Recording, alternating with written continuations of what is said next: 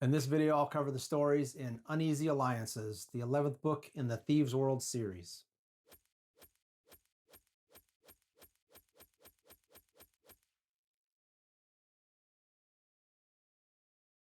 The introduction was written by Lynn Abbey and is tied with the introduction in the first volume, Thieves World, for the longest introduction in any of the books. This one starts off with Shupenzi, the leader of the Basic people, waking from a nightmare. She goes in search of Hakim, her advisor, to talk to him about it. Unfortunately for her, Hakim is at the Vulgar Unicorn Tavern looking for news, gossip, and stories to add to his repertoire. He soon leaves and returns to the palace, though. This introduction story hints at coming events that aren't really news. The idea of Shupenzi and Prince Catechithus getting married has been mentioned multiple times over the last couple Thieves World books. It was known and shown in Volume 10, which was called Aftermath, that people were being taken by slavers, so there's nothing new there. This story is just providing info for anyone that hasn't read the previous volumes or who has forgotten what happened in them.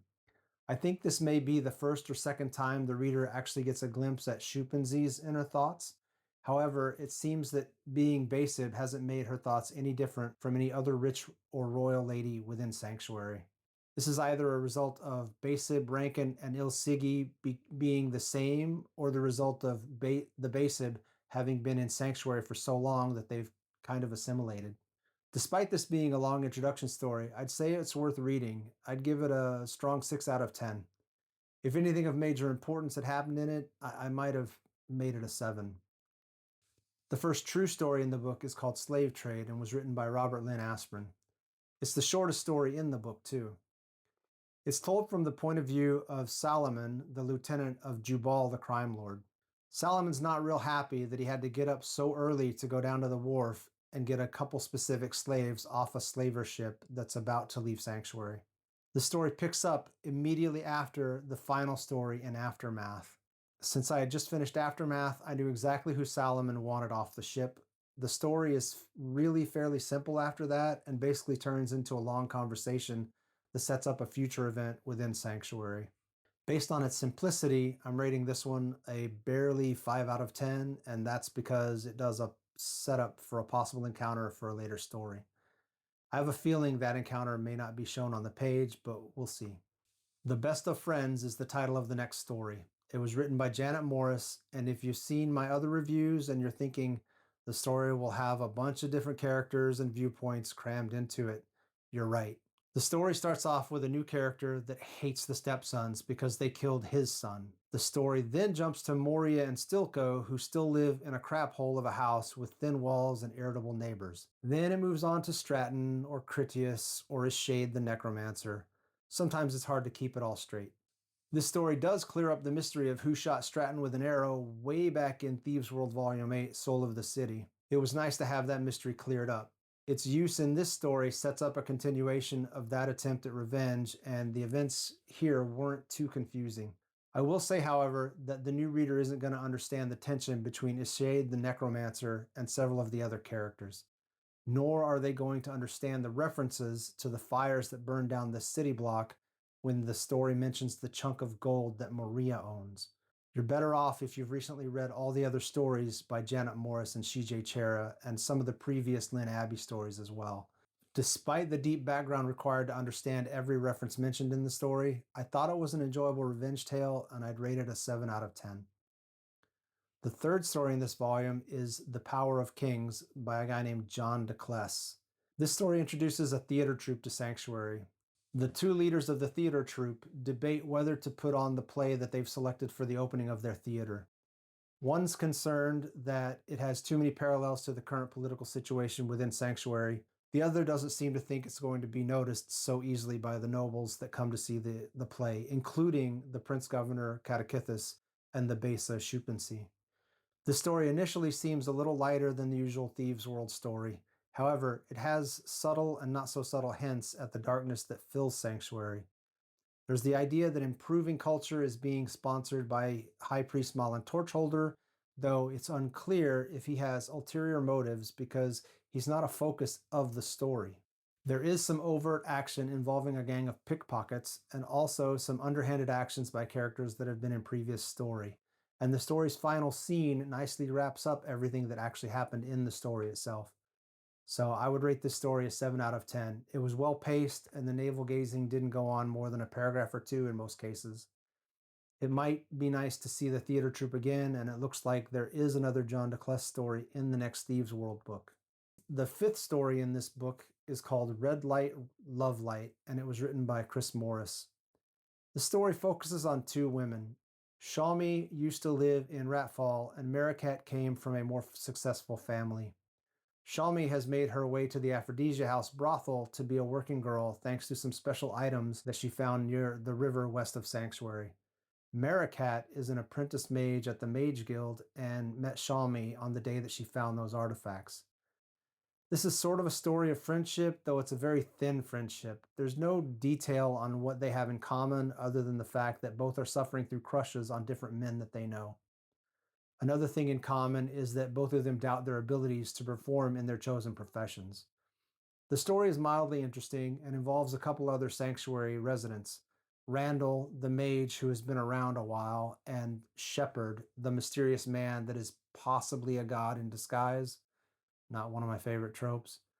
The story has an open ended resolution, and the reader learns hardly anything about the women involved, the items that Shalmi found, or why Randall seems so concerned that Shepard was involved in the main event of the story. Overall, I'd say the story rates at most a 4 out of 10. It doesn't do much except leave the reader with a bunch of questions that may or may not be answered later. A newcomer author named C.S. Williams wrote the next story, which is called A Sticky Business. The main character in this story is Chalander, aka Charlie the Glue Maker. He and his apprentices have a deal with the city to pick up whatever dead bodies they find each morning. They're allowed to render those bodies down and use them or their parts in their business, whether that means making glue out of them, or scalping the corpses with good hair, or selling their belongings to shopkeepers. One morning, they pick up a body that's still warm outside a dive tavern called Sly's Place. Later, while Charlie is going about his business, he starts getting an itch that he's being watched for some reason. I really liked this story a lot. The characters had a little depth and their daily routine made sense. There was a little practicality from Charlie, a little humor, some action, and some tables being turned in this story. Everything was explained at the end of the story, too. Williams also worked in a new location, the arena that the wealthy Loan Vigelis built for entertaining the public. About the only knock I can put on this story is that I saw a couple of the plot elements coming. Despite a little predictability, I'd say this is one of my top 5 favorite stories in the Thieves World setting so far, and I'm 11 books into it. I'd rate this one a 9 out of 10. I looked up C.S. Williams in the ISFDB website since he or she doesn't have any stories in any of the other Thieves World books. It doesn't appear to be a pen name, and unfortunately, ISFDB doesn't list any other stories by C.S. Williams. Not a single one. It's disappointing because I would have liked to have seen more from this author. The next to last story is called The Promise of Heaven, and it's by Robin Wayne Bailey. Bailey's latest entry focuses on Daphne, the princess turned warrior and a gladiator with this name, and I think it's pronounced Darren. Daphne is pissed at her husband, Prince Governor Catechithus, because Catechithus wants a divorce so he can marry the Besa, Shupenzi. Daphne is also pissed because Chinea has apparently left town without taking her. Darren is pining over Chinea because he loves her, and he's also dealing with a mystery of why the prostitutes in the Promise of Heaven Park keep disappearing. Like Bailey's previous 3 stories in Thieves World, this one has a strong female character alongside a strong male character. Bailey also portrays an aged prostitute in a positive light, which is not how prostitutes working in the Promise of Heaven Park have been shown before this story. Catechithus needing a divorce has been mentioned in previous stories, and Daphne's fury at Catechithus is laid out and reasonably justified. On the other hand, Darren's love of Chinea is a bit of a surprise. It isn't completely unreasonable because they've trained and fought together in the arenas before they came to Sanctuary, so they've known each other a long time. There is a minor dungeon crawl in this one, and there's a well-done battle near the end of it as well. Overall, I enjoyed this story quite a bit and read it in one sitting. I would rate this one an 8 out of 10. The final story in Uneasy Alliances is called The Vision of Lalo. Diana L. Paxson is once again giving us a tale of Sanctuary's most well-known painter. Lalo is working for the theater troupe that we first met in The Power of Kings. When he goes home, he runs into some trouble that ends up affecting his art ability. At the same time, Lalo's son Vladimir is trying to woo a woman, but there's another man in the picture. Lalo is one of my favorite sanctuary residents, though I don't really like his wife Gila's attitude sometimes. He has a personal crisis in this story that makes him question his identity and what he's done to end up in the situation that he's in. I think everyone ends up at that point a few times in their life, so it was relatable even if this is a fantasy setting. I liked the story a lot and rate it an 8 out of 10.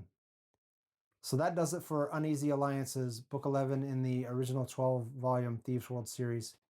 Most of the stories in this one were pretty strong, with only a couple that I didn't really care for.